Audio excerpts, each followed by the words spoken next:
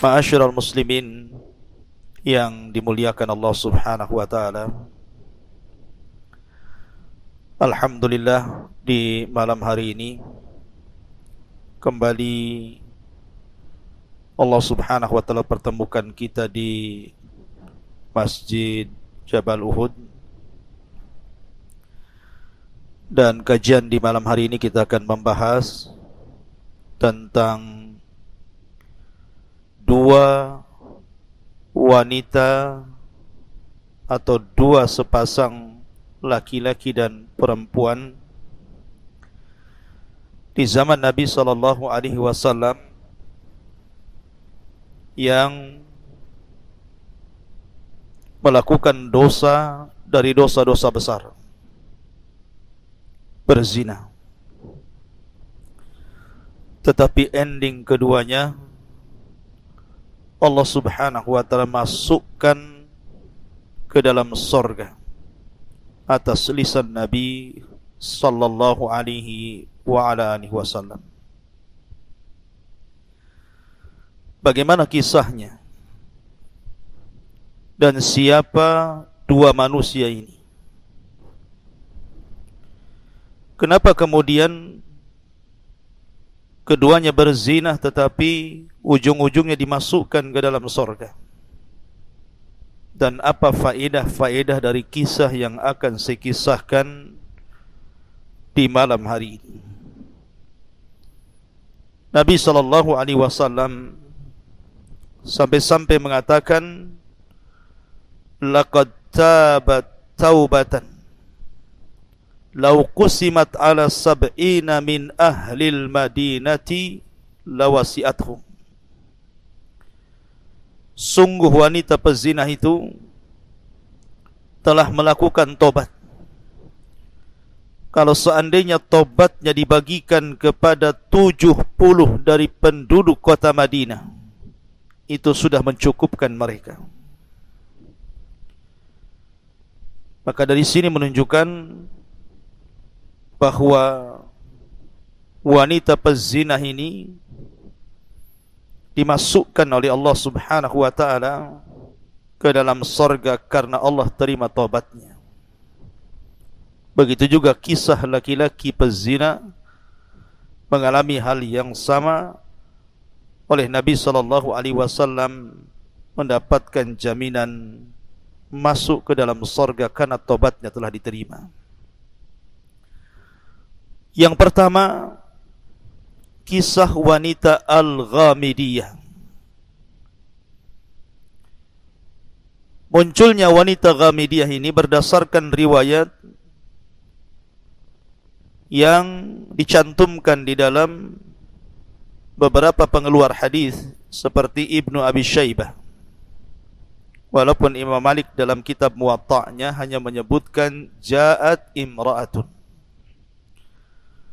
Tetapi ulama apabila berkisah tentang wanita pezina yang masuk surga ini, mereka menyebutnya dengan qissatu taubatil ghamidiyati minaz zina.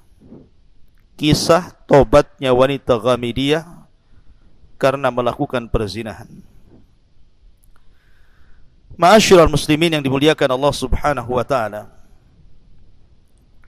wanita Ghamidiyah ini satu di antara sekian sahabat-sahabat yang hidup di zaman Nabi SAW, dan dia sudah pernah menikah dengan seorang sahabat Nabi dan tinggal di kota Madinah. Dan Allah Subhanahu wa taala takdirkan wanita Ghamidiyah ini terjerumus kepada dosa besar, mengikuti hawa nafsunya, perbuatan keji perzinahan. Kemudian dia pun menyesal dan ingin bertobat kepada Allah Subhanahu wa taala. Akhirnya wanita ini berkeinginan untuk datang kepada Nabi SAW dan ingin dirajam. Ketika Nabi SAW duduk-duduk di Masjid Nabawi, dan di situ penuh dengan para sahabat Rasul dari kalangan Muhajirin dan Ansar dan para pembesar sahabat. Tiba-tiba kemudian wanita ini datang menemui Nabi sallallahu alaihi wasallam. Kemudian wanita ini mengatakan, "Ya Rasulullah, asabtu haddan fatahirni." Rasul, sungguh aku terjerumus kepada dosa yang ada hukumannya di dunia, had. Dalam riwayat, zanaitu fatahirni. Aku berzinah, bersihkan aku. Maka Nabi SAW tiba-tiba berubah wajahnya. Fahmarra wajhun Nabi SAW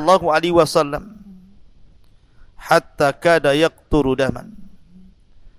Sampai-sampai Nabi SAW memerah wajahnya, seolah-olah darah Nabi SAW memenuhi wajahnya. Dan Rasul SAW berusaha untuk memalingkan wajahnya ke sebelah kanan. Artinya seolah-olah Rasul tidak mau dengar, tidak mau mendengar pengakuan wanita ini.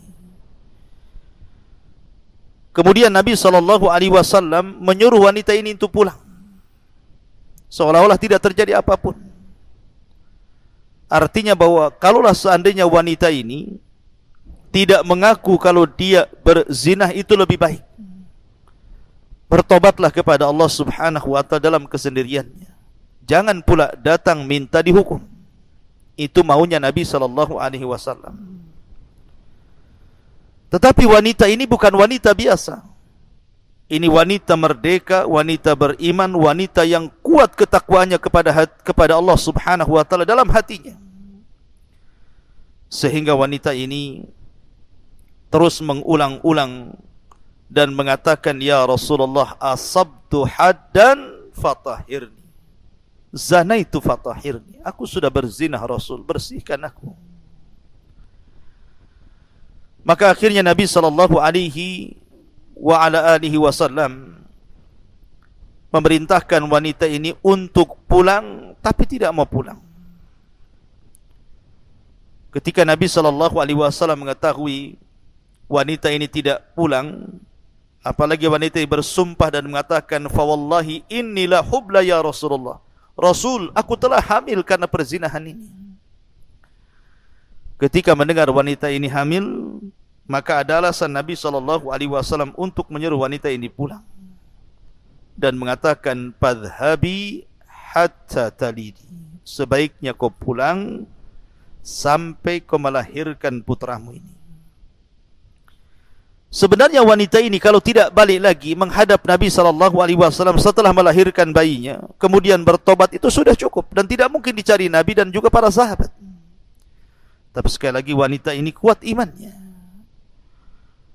Maka ketika betul-betul sudah melahirkan, dibawanya wanita ini bayi tersebut dalam gendongannya, kemudian menghadap Nabi SAW dan mengatakan, "Rasul, aku sudah melahirkan bayinya. Lihat bayinya. Aku sekarang ingin bertobat. Tolong rajam diriku." Maka Nabi SAW kedua kalinya mengatakan, "Idhabi fardi'ihi hatta taftimihi." Sebaiknya kau pulang, besarkan dulu bayimu. Kalau engkau dirajam kemudian mati, siapa yang akan merawat bayimu? Siapa yang akan menyusui bayimu? Sebaiknya kau pulang, susui dulu bayimu selama 2 tahun sempurna, baru kau balik lagi. Rasul memberikan kesempatan kedua untuk bertobat wanita ini tanpa harus dirajam. Lihat bagaimana indahnya Islam. Jadi hukum hudud itu tidak lantas kemudian orang minta dihukum hudud langsung dirajam, tetapi diberikan kesempatan untuk bertobat kepada Allah Azza wa Jalla, supaya jangan sampai terkena had. Tetapi wanita ini memang kuat imannya. Ketika sudah selesai menyusui 2 tahun sempurna dan bayinya sudah bisa makan roti, maka dia pun kemudian datang kepada Nabi SAW dengan anaknya, wa fi yadihi kisratun min khubzin. Sementara anak itu sudah memegang roti, artinya sudah makan. Kemudian wanita ini mengatakan, "Hadza ya Nabi Allah, qad fatamtuhu wa qad akalat ta'am." Rasul, lihat bayi ini. Bayi ini sudah kususui, bahkan sudah bisa makan. Artinya, aku sudah bisa kau rajam untuk membersihkan dosa-dosaku. Maka Nabi SAW kemudian mengambil bayi tersebut. Kemudian Nabi SAW berkhutbah di hadapan para sahabatnya, siapa yang mengkafil bayi ini, maka ku jadikan temanku di sorga. Kemudian setelah itu Rasul memerintahkan untuk melobangi tanah sampai dada wanita tersebut. Kemudian wanita tersebut dipendam sampai dadanya. Kemudian Rasul memerintahkan manusia untuk merajamnya. Maka terjadilah perajaman, hukuman zina wanita Ghamidiyah ini. Akhirnya kemudian para sahabat pun banyak yang melempar batu. Salah satu sahabat yang ikut terlibat dalam perajaman ini adalah Khalid ibn Walid. Dia melempar dengan batu persis mengenai kepalanya. Tiba-tiba darah dari kepala itu memuncrat dan terkena wajah Khalid. Khalid pun emosi. Fasabbah, dia pun mencaci wanita itu. Tetapi cacian itu sampai ke telinga Nabi SAW. Maka Nabi SAW mengatakan, "Mahlan ya Khalid, mahlan ya Khalid." Pelan-pelan wahai Khalid, jangan seperti itu. Jangan kau maki dia. "Fawalladhi nafsi biyadi, laqad tabat taubatan law tabaha sahibu maqsin la ghufira lah." Wahai Khalid, demi yang jiwaku berada di tangannya, sungguh wanita itu telah melakukan tobat yang kalau seandainya dilakukan oleh pemungut pajak, sungguh Allah akan mengampuni dosanya. Dalam riwayat, laqad tabat taubatan law qusimat ala sab'ina min ahlil madinati lawasi'athum. Sungguh wanita itu telah bertobat yang kalau tobatnya dibagi-bagi kepada 70 manusia, 70 orang dari penduduk Madinah, itu sudah mencukupkan bagi mereka. Sebagaimana riwayat Muslim. Lihat, ma'asyiral muslimin yang dimuliakan Allah Azza wa Jalla. Adakah wanita seafdal wanita ini? Justru maksiatnya, zinahnya mengantarkan dia menjadi wanita mulia. Karena keikhlasan tobatnya, wallahu yuhibbu tawwabina wa yuhibbul mutatahhirin. Karena Allah suka dengan orang yang bertobat, dan tidaklah orang bertobat kecuali setelah melaksanakan maksiat. Ma'asyiral muslimin yang dimuliakan Allah Subhanahu wa taala. Ini kisah wanita Ghamidiyah. Kemudian di sana ada kisah laki-laki dari kabilah Aslam. Namanya Ma'iz ibn Malik al-Aslami radhiyallahu anhu. Ma'iz ibn Malik al-Aslami radhiyallahu anhu. Dan Malik ini, ma'asyiral muslimin yang dimuliakan Allah Subhanahu wa taala, dia seorang anak yatim yang diambil dan diasuh oleh seorang sahabat namanya Hazzal ibn Nu'aim. Hazzal ibn Nu'aim. Lalu Allah takdirkan Ma'iz ibn Malik al-Aslami ini berzinah dengan seorang budak wanita. Berzinah dengan seorang budak wanita. Akhirnya dia pun mengaku kepada ayah angkatnya Hazzal ibn Nu'aim radhiyallahu anhu. Tentu Hazzal seorang sahabat Nabi. Man ra'a minkum munkaran falyughayyir biyadi. Siapapun yang melihat sebuah kemungkaran tentu akan merubah dengan tangannya, dengan kekuasaannya, karena dia ayahnya, ayah angkatnya yang merawat Ma'iz ibn Malik, seorang yatim ini. Maka dia pun meminta kepada Ma'iz ibn Malik untuk datang kepada Nabi SAW dan mengadukan perkaranya. Karena Ma'iz ini juga sudah menikah, artinya dia muhsan dan dirajam hukumannya. Maka datanglah Hazzal kepada Nabi SAW bahwa Ma'iz ibn Malik yang telah berzina dengan jariyah, dengan budak wanita, dan melaporkannya. Maka datanglah kepada Nabi SAW sementara Rasul berada di masjid. Kemudian mengatakan, "Ya Rasulullah, inni zanaitu." Kata Ma'iz, "Rasul, aku telah berzina. Aku telah berzina." Fa'arada anhu Nabi sallallahu alaihi wasallam, tapi Rasul tidak mau melihat Ma'iz, seolah-olah tidak usah ngaku. Tapi Ma'iz berteriak lagi, "Ya Rasulullah, inni zanaitu." Rasul, aku telah berzina. Sampai 3 kali Rasul tidak mau melihat Ma'iz. Sampai Rasul mengatakan, "Waihaka, irji fastaghfirillah wa tub ilaihi." Celaka engkau wahai Ma'iz, pulang kau. Pulang sana. Mintalah ampun kepada Allah Azza wa Jalla, bertobat kepada Allah.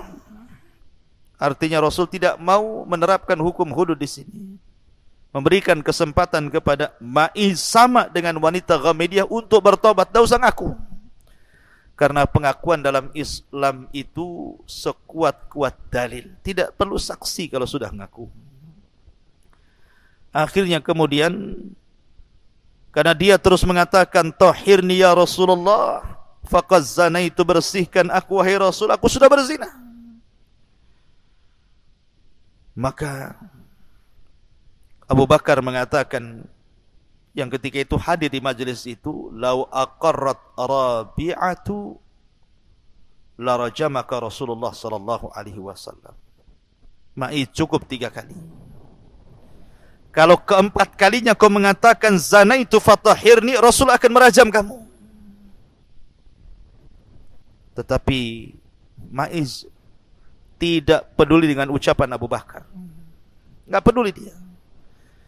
Maka dia pun mengatakan, "Ya Rasulullah, zanaitu fatahhirni." Rasul, aku sudah berzina, bersihkan aku. Ini sudah 4 kali dia ngomong seperti itu.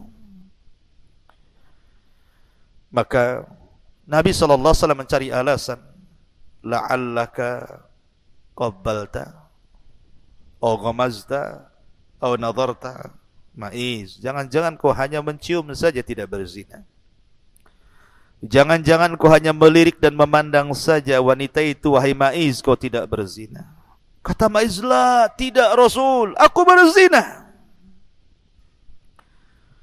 Maka kata Nabi SAW, "Sudah ginilah, pulanglah kamu dulu. Pulang. Nanti putusannya akan sampai kepadamu." Pulanglah kemudian Ma'iz. Maka Nabi SAW merintahkan sahabat untuk mengecek kesehatan Ma'iz ini. Lihat, Islam tidak langsung merajam seseorang.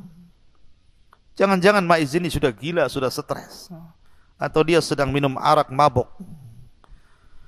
Maka Ma'iz pun pulang. Kemudian Rasul memerintahkan seorang sahabat, "Tolong cek Ma'iz, teliti dia. Dia sedang mabokkah? Dia gilakah? Dia punya penyakit jiwakah? Lihat." Akhirnya setelah diteliti para sahabat, diintai, rupanya Ma'iz tidak sedang mabok, tidak sedang gila, tidak punya penyakit jiwa, sehat-sehat saja. Memang dia datang kepada Rasul ingin membersihkan jiwanya, ingin bertobat kepada Allah Azza wa Jalla. Akhirnya kemudian setelah itu Ma'iz datang kepada Nabi SAW kembali dan mengatakan, "Gimana Rasul? Layakkah aku diberikan hukuman?" Maka akhirnya kemudian Ma'iz pun dirajam oleh Nabi SAW dan para sahabatnya. Dibuatkan lubang sedada, kemudian diletakkan di lubang tersebut satu dada, kemudian dipendam. Mulailah para sahabat Nabi SAW melempari maiz dengan batu. Maka ketika itu, kalau tidak salah, Umar bin Khattab radhiyallahu an sempat memaki maiz ini. Tetapi Nabi SAW mengatakan, "Fawalladhi nafsi biyadi, innahul an lafi anharil jannati yang ghamisu fiha." Jangan kau celah. Sekarang demi zat yang jiwaku berada di tangannya, sungguh maiz berada di sungai sorga dan sedang berenang di dalamnya. Dalam riwayat, laqad taba taubatan law kusimat bainal ummati lawasi'atuhum. Sungguh maiz telah bertobat yang kalau dibagi-bagikan kepada umat ini cukup tobatnya maiz kepada mereka. Subhanallah. Ma'asyiral muslimin yang dimuliakan Allah Azza wa Jalla, ini tentu baik wanita Ghamidiyah ataupun Maiz ibn Malik al-Aslami ini. Kenapa Allah Subhanahu wa taala masukkan keduanya ke dalam surga? Karena keikhlasan tobatnya. Ikhlas itu mendorong orang untuk masuk surga. Jangan lagi sampai dirajam.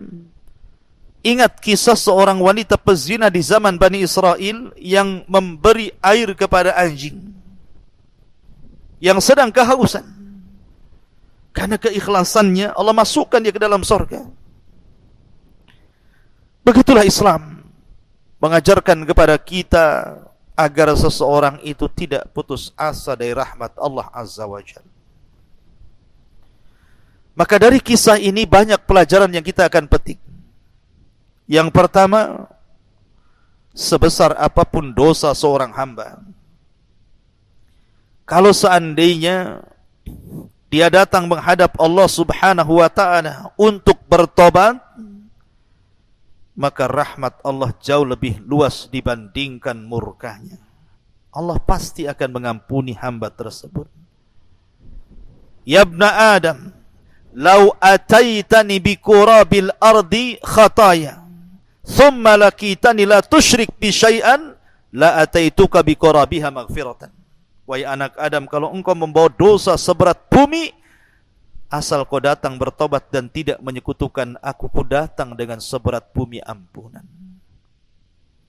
Qul ya ibadiyalladzina asrafu ala anfusihim la taqnatu min rahmatillah, innallaha yaghfiru dzunuba jami'a, innahu huwal ghafurur rahim. Katakan, wahai hamba-hambaku, wahai hamba-hambaku yang mereka melampaui diri-diri mereka, terjerumus kepada dosa dan maksiat, jangan putus asa dari rahmat Allah. Karena Allah itu mengampuni semua dosa. Karena dia zat yang maha pengampun lagi maha kasih sayang kepada hamba-hambanya. Yang kedua, bahwa iman seseorang itu yazid wa yankus. Yazidu bi ta'ah wa yankusu bil maksiyah. Iman seseorang itu kadang bertambah, kadang berkurang. Kapan bertambah? Ketika dia melaksanakan ketaatan. Kapan berkurang? Ketika dia melakukan kemaksiatan.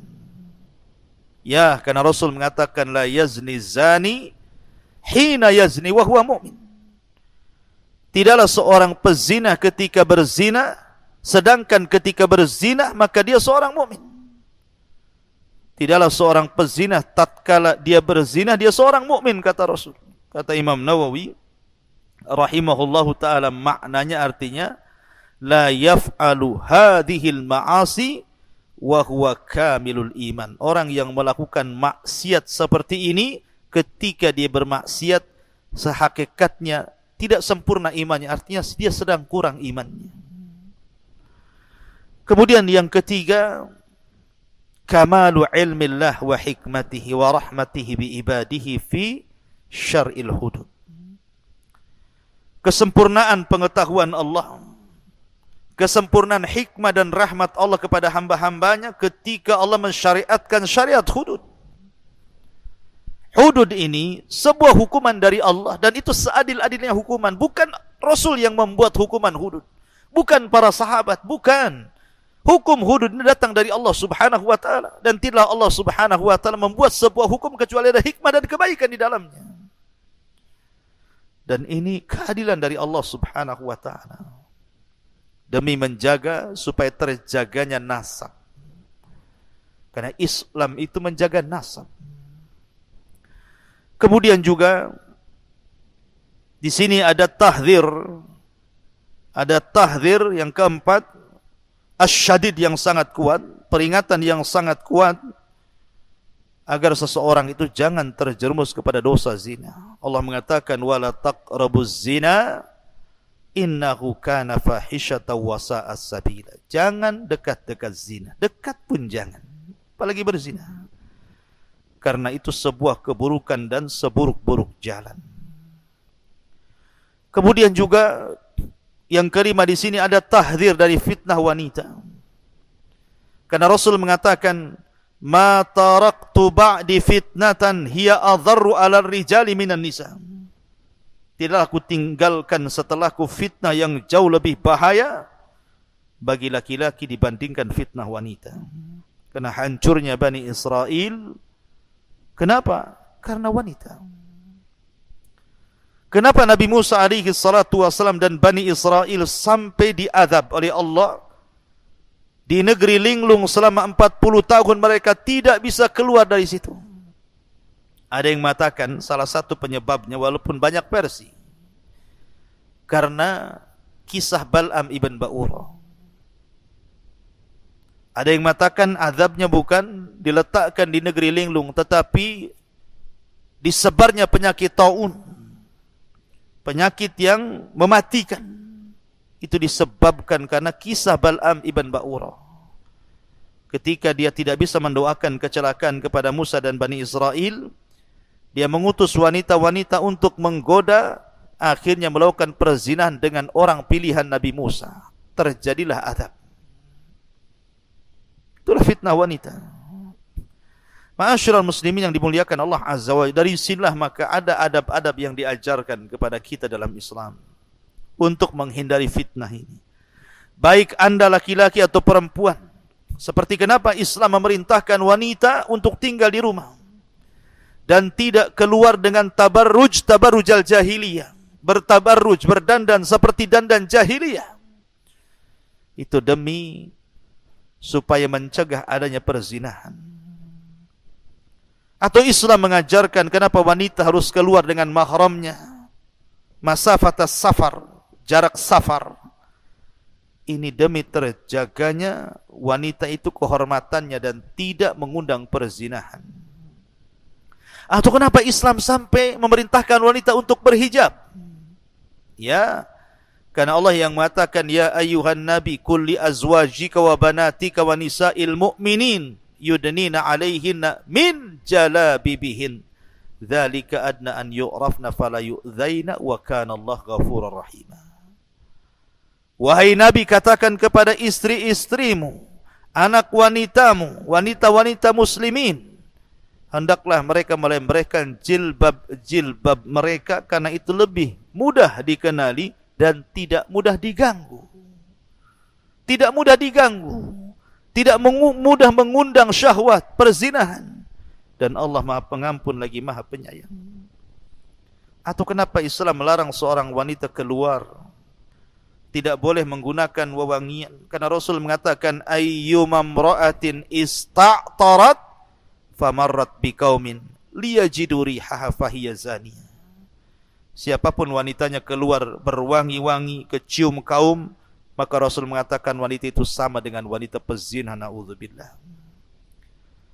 Atau secara umum Allah memerintahkan baik perempuan laki-laki untuk menundukkan pandangan. Kullil mu'minin yaghuddu min absarihim wa yahfadhu furujahum dzalika azka lahum innallaha khabirum bima yasnaun. Qul wa qul lil mu'minati yaghdudna min absarihin wa yahfadna furujahun. Katakan ya Muhammad kepada laki-laki yang beriman, agar mereka menundukkan pandangan-pandangan mereka dan menjaga kemaluan mereka, itu lebih suci bagi mereka. Dan Allah Maha mengetahui apa yang mereka lakukan. Dan katakan pula kepada wanita-wanita mukminah agar mereka menundukkan pandangan dan menjaga kemaluan mereka. Lihat bagaimana Islam menutup jalan menuju perzinahan sampai kepada ghaddul basar. Begitu juga laki-laki. Kita tahu laki-laki itu wanita dan laki-laki itu dikatakan syaqaiqur rijal. Jadi wanita itu syaqaiq ar-rijal. Bukan hanya wanita yang diperingatkan dan diberikan adab-adab syar'i agar terhindar dari perzinahan, laki-laki juga sama. Tidak boleh seorang laki-laki juga masuk ke sembarang rumah. Anda bertamu tidak ada suaminya, dilarang masuk. Bahkan memasukkan wanita ajnabi ke dalam rumahnya pun tidak boleh. Kecuali karena sebuah hajat yang mendesak atau karena ada mahramnya. Tidak boleh berkhalwah, berdua-duaan, termasuk juga musafaha, bersalaman dengan wanita yang bukan mahramnya. Dan begitu seterusnya. Artinya bahwa sedemikian tingginya Islam, sehingga Allah Subhanahu wa taala membahasakan jangan dekat-dekat zina, apapun wasilah menuju perzinahan, tutup serapat-rapatnya. Sungguh wanita itu telah bertobat yang kalau tobatnya dibagi-bagi kepada 70 manusia, 70 orang dari penduduk Madinah, itu sudah mencukupkan bagi mereka. Sebagaimana riwayat Muslim. Lihat, ma'asyiral muslimin yang dimuliakan Allah Azza wa Jalla. Adakah wanita seafdal wanita ini? Justru maksiatnya, zinahnya mengantarkan dia menjadi wanita mulia. Karena keikhlasan tobatnya, wallahu yuhibbu tawwabina wa yuhibbul mutatahhirin. Karena Allah suka dengan orang yang bertobat. Dan tidaklah orang bertobat kecuali setelah melaksanakan maksiat. Ma'asyiral muslimin yang dimuliakan Allah Subhanahu wa taala. Ini kisah wanita Ghamidiyah. Kemudian di sana ada kisah laki-laki dari kabilah Aslam. Namanya Ma'iz ibn Malik al-Aslami radhiyallahu anhu. Ma'iz ibn Malik al-Aslami radhiyallahu anhu. Dan Malik ini, ma'asyiral muslimin yang dimuliakan Allah Subhanahu wa taala, dia seorang anak yatim yang diambil dan diasuh oleh seorang sahabat namanya Hazzal ibn Nu'aim. Hazzal ibn Nu'aim. Lalu Allah takdirkan Ma'iz ibn Malik al-Aslami ini berzinah dengan seorang budak wanita. Berzinah dengan seorang budak wanita. Akhirnya dia pun mengaku kepada ayah angkatnya Hazzal ibn Nu'aim radhiyallahu anhu. Tentu Hazzal seorang sahabat Nabi. Man ra'a minkum munkaran falyughayyir biyadi. Siapapun yang melihat sebuah kemungkaran tentu akan merubah dengan tangannya, dengan kekuasaannya, karena dia ayahnya, ayah angkatnya yang merawat Ma'iz ibn Malik seorang yatim ini. Maka dia pun meminta kepada Ma'iz ibn Malik untuk datang kepada Nabi SAW dan mengadukan perkaranya. Karena Ma'iz ini juga sudah menikah. Artinya dia muhsan dan dirajam hukumannya. Maka datanglah Hazzal kepada Nabi SAW bahwa Ma'iz ibn Malik yang telah berzinah dengan jariyah, dengan budak wanita, dan melaporkannya. Maka datanglah kepada Nabi SAW sementara Rasul berada di masjid. Kemudian mengatakan, ya Rasulullah, inni zanaitu. Kata Ma'iz, Rasul, aku telah berzina. Aku telah berzina. Fa'arada anhu an-nabiy sallallahu alaihi wasallam, tapi Rasul tidak mau melihat Maiz, seolah-olah enggak usah ngaku.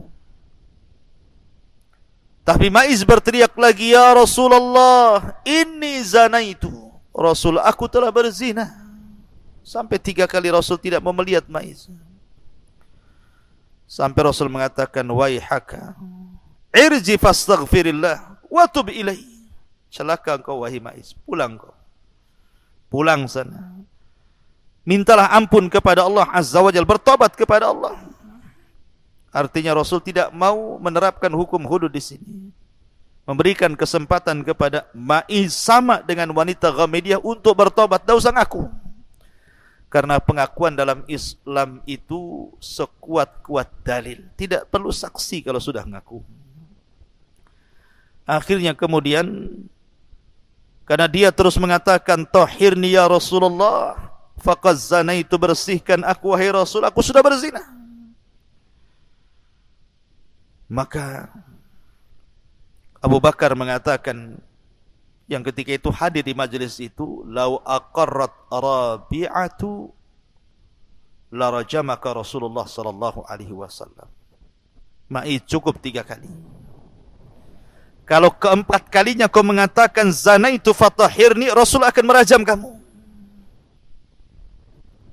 Tetapi Maiz tidak peduli dengan ucapan Abu Bakar. Enggak peduli dia. Maka dia pun mengatakan, ya Rasulullah, zanaitu fatahhirni. Rasul, aku sudah berzina, bersihkan aku. Ini sudah 4 kali dia ngomong seperti itu. Maka Nabi SAW mencari alasan. La'allaka qabbalta atau ghamazta atau nadarta. Maiz, jangan-jangan kau hanya mencium saja, tidak berzina. Jangan-jangan kau hanya melirik dan memandang saja wanita itu, wahai Maiz, kau tidak berzina. Kata Maiz, la, tidak Rasul, aku berzina. Maka kata Nabi SAW, sudah ginilah, pulanglah kamu dulu. Pulang. Nanti putusannya akan sampai kepadamu. Pulanglah kemudian Maiz. Maka Nabi SAW merintahkan sahabat untuk mengecek kesehatan Maiz ini. Lihat, Islam tidak langsung merajam seseorang. Jangan-jangan Maiz ini sudah gila, sudah stres, atau dia sedang minum arak mabok.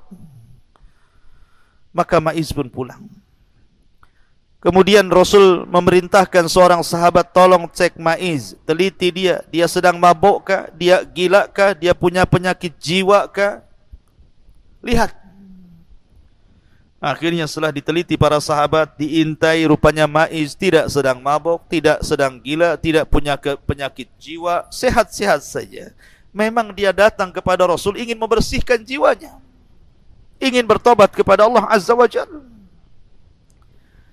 Akhirnya kemudian setelah itu Maiz datang kepada Nabi SAW kembali dan mengatakan, gimana Rasul?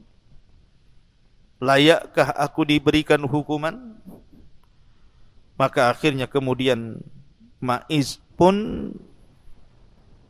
dirajam oleh Nabi SAW dan para sahabatnya. Dibuatkan lubang sedada, kemudian diletakkan di lubang tersebut satu dada, kemudian dipendam. Mulailah para sahabat Nabi SAW melempari Maiz dengan batu. Maka ketika itu, kalau tidak salah, Umar bin Khattab radhiyallahu an sempat memaki Maiz ini. Tetapi Nabi SAW mengatakan, fawalladhi nafsi biyadihi innahul an la fi anharil jannati yang ghamisu fiha. Jangan kau celah. Sekarang demi zat yang jiwaku berada di tangannya, sungguh Maiz berada di sungai sorga dan sedang berenang di dalamnya. Dalam riwayat, laqad taba taubatan law kusimat bainal ummati lawasi'atuhum. Sungguh Maiz telah bertobat yang kalau dibagi-bagikan kepada umat ini, cukup tobatnya Maiz kepada mereka. Subhanallah. Ma'asyiral muslimin yang dimuliakan Allah Azza wa Jalla, ini tentu baik wanita Ghamidiyah ataupun Ma'iz ibn Malik al-Aslami ini. Kenapa Allah Subhanahu wa taala masukkan keduanya ke dalam surga? Karena keikhlasan tobatnya. Ikhlas itu mendorong orang untuk masuk surga. Jangan lagi sampai dirajam. Ingat kisah seorang wanita pezina di zaman Bani Israel yang memberi air kepada anjing yang sedang kehausan. Karena keikhlasannya Allah masukkan dia ke dalam surga. Begitulah Islam mengajarkan kepada kita agar seseorang itu tidak putus asa dari rahmat Allah Azza wa Jalla. Maka dari kisah ini banyak pelajaran yang kita akan petik. Yang pertama, sebesar apapun dosa seorang hamba, kalau seandainya dia datang menghadap Allah Subhanahu wa taala untuk bertobat, maka rahmat Allah jauh lebih luas dibandingkan murkanya. Allah pasti akan mengampuni hamba tersebut. Ya ibna Adam, lau ataitani bi qurabil ardi khataya thumma lakitani la tusyrik bi syai'an la ataituka bi qurabiha maghfiratan. Wahai anak Adam, kalau engkau membawa dosa seberat bumi, asal kau datang bertobat dan tidak menyekutukan aku, ku datang dengan seberat bumi ampunan. Qul ya ibadiyalladzina asrafu ala anfusihim la taqnatu min rahmatillah innallaha yaghfiru dzunuba jami'a innahu huwal ghafurur rahim. Katakan, wahai hamba-hambaku, wahai hamba-hambaku yang mereka melampaui diri-diri mereka, terjerumus kepada dosa dan maksiat, jangan putus asa dari rahmat Allah. Karena Allah itu mengampuni semua dosa. Karena dia zat yang maha pengampun lagi maha kasih sayang kepada hamba-hambanya. Yang kedua, bahwa iman seseorang itu yazid wa yankus. Yazidu bitta'ah wa yankusu bil maksiyah. Iman seseorang itu kadang bertambah, kadang berkurang. Kapan bertambah? Ketika dia melaksanakan ketaatan. Kapan berkurang? Ketika dia melakukan kemaksiatan. Ya, karena Rasul mengatakan la yazni zani hina yazni wa huwa mu'min. Tidaklah seorang pezina ketika berzina, sedangkan ketika berzina maka dia seorang mukmin. Tidaklah seorang pezina tatkala dia berzina dia seorang mukmin, kata Rasul. Kata Imam Nawawi rahimahullahu taala, maknanya artinya la yaf'alu hadhil ma'asi wa huwa kamilul iman. Orang yang melakukan maksiat seperti ini ketika dia bermaksiat sehakikatnya tidak sempurna imannya, artinya dia sedang kurang imannya.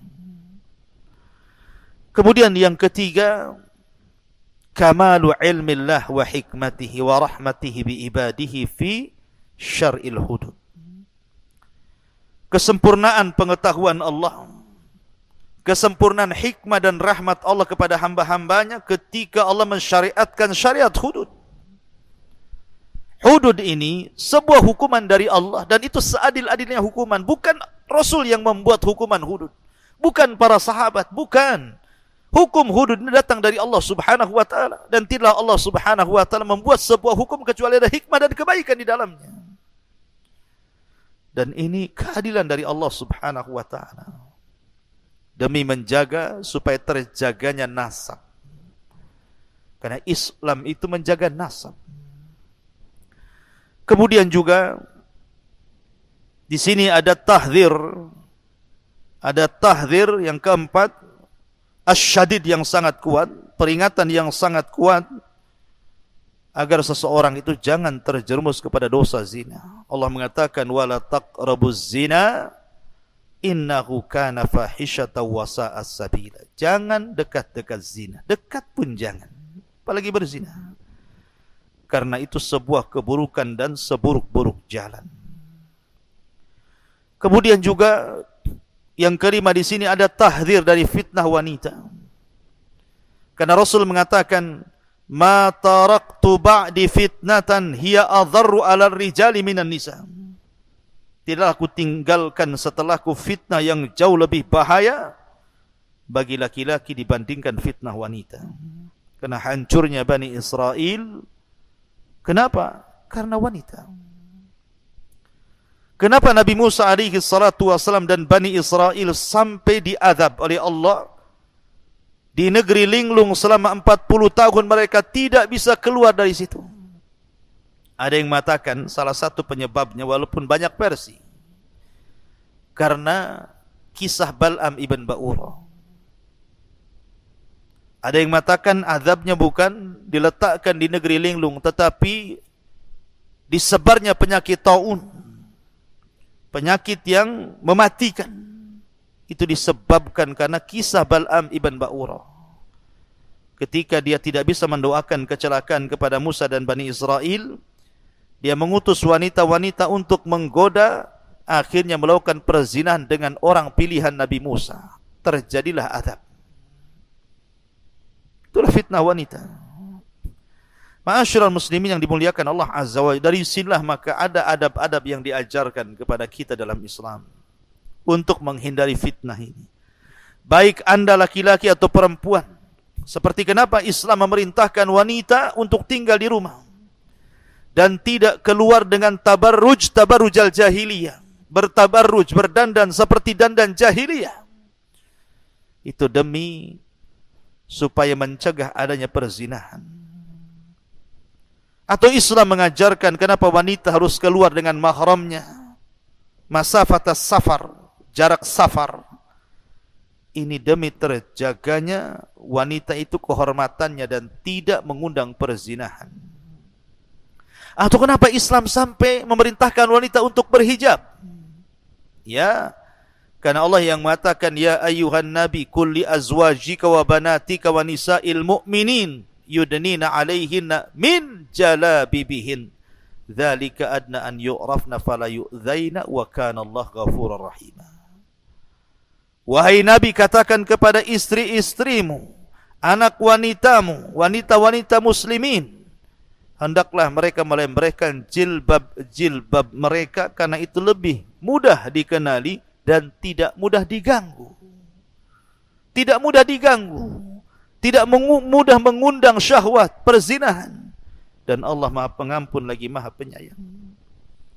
Atau kenapa Islam melarang seorang wanita keluar, tidak boleh menggunakan wewangian? Karena Rasul mengatakan, ayyumam ra'atin ista'tarat famarrat biqaumin liyajidu rihaha fahiya zaniyah.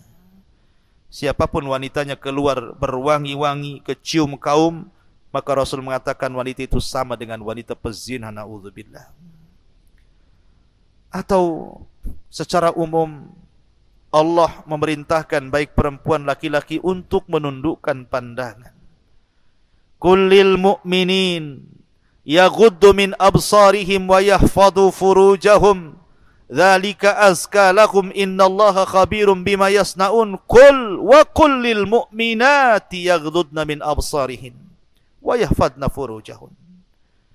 Katakan ya Muhammad kepada laki-laki yang beriman agar mereka menundukkan pandangan-pandangan mereka dan menjaga kemaluan mereka, itu lebih suci bagi mereka.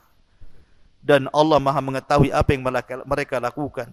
Dan katakan pula kepada wanita-wanita mukminah agar mereka menundukkan pandangan dan menjaga kemaluan mereka. Lihat bagaimana Islam menutup jalan menuju perzinahan sampai kepada ghaddul basar. Begitu juga laki-laki. Kita tahu laki-laki itu wanita dan laki-laki itu dikatakan syaqaiqur rijal. Jadi wanita itu syaqaiq ar-rijal. Bukan hanya wanita yang diperingatkan dan diberikan adab-adab syar'i agar terhindar dari perzinahan, laki-laki juga sama. Tidak boleh seorang laki-laki juga masuk ke sembarang rumah. Anda bertamu tidak ada suaminya, dilarang masuk. Bahkan memasukkan wanita ajnabi ke dalam rumahnya pun tidak boleh. Kecuali karena sebuah hajat yang mendesak atau karena ada mahramnya. Tidak boleh berkhalwah. berdua-duaan, termasuk juga musafahah, bersalaman dengan wanita yang bukan mahramnya, dan begitu seterusnya. Artinya bahwa sedemikian tingginya Islam sehingga Allah Subhanahu wa taala membahasakan jangan dekat-dekat zina, apapun wasilah menuju perzinahan tutup serapat-rapatnya. Ma'asyiral muslimin yang dimuliakan Allah Subhanahu wa taala. Inilah faedah dari kisah seorang wanita Ghamidiyah yang berzina dan seorang laki-laki Ma'iz ibn Malik al-Aslami radhiyallahu anhu wa radhiyallahu anha.